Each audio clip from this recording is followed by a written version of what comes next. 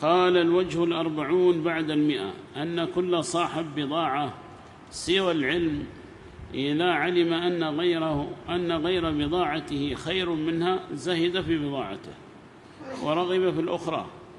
وهذا واقع الناس الذين يتعاملون بالدنيا ويتعاملون بالتجارات، فيكون عنده بضاعة فيرى غيرها أحسن منها فيزهد في بضاعته ويلتفت إلى بضاعة غيره، أو يحب أن تكون له نظير ما عند غيره، يحب له أن يكون نظير ما عند غيره فيذهب يشتريه وهذا يبيعها ولو ببخس يتخلص منها، لأن بضاعة دنيوية مهما عظمت فإنها بالنسبة لأعين الناس تعظم بحسب عظمتها وحسب رواجها في الدنيا، فإن ذهب رواجها ذهبوا يلتمسون غيرها. وأما العلم فيبقى رواجه ولا يكسد أبدا ولا يبور العلم على ممر الزمان. العلم معظم لأنه علم الكتاب والسنة، إلا عندما انتسخت فطرهم الذين لا يعظمون الدين حتى يعظموا العلم، فإن العلم إنما يعظمه من يعظم الدين،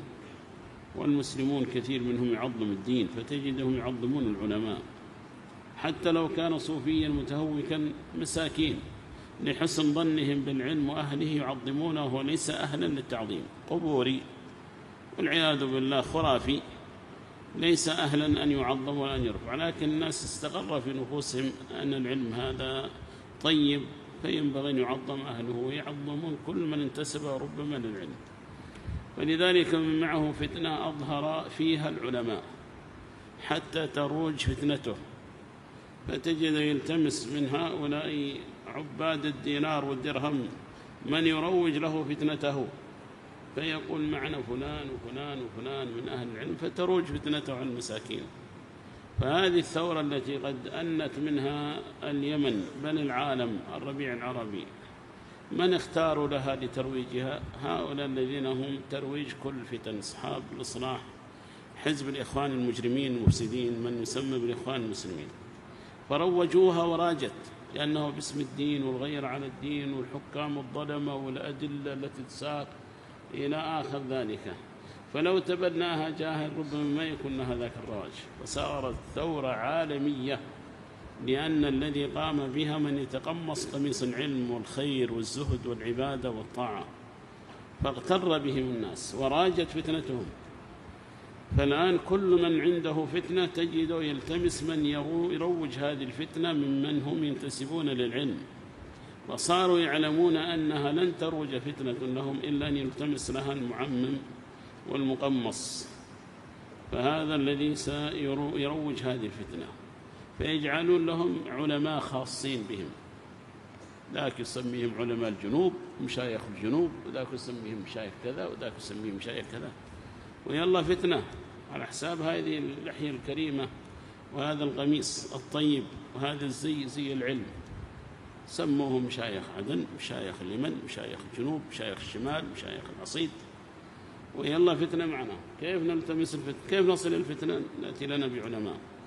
صار الناس يثقون بهم فاستغلوا ثقة الناس بهم. نخشى أنها تنزع الثقة منكم بعد ذلك وتكونون السبب والضرر على الأمة في نزع الثقة عن العلماء عموما، فيسمونهم علماء كذا وعلماء كذا بسبب هؤلاء علماء دنيويين ومشايخ دنيويين، فيسوقهم السياسيون ويمشيهم السياسيون على ما يريدون، وهم يحسبون أنهم يحسنون صنعا.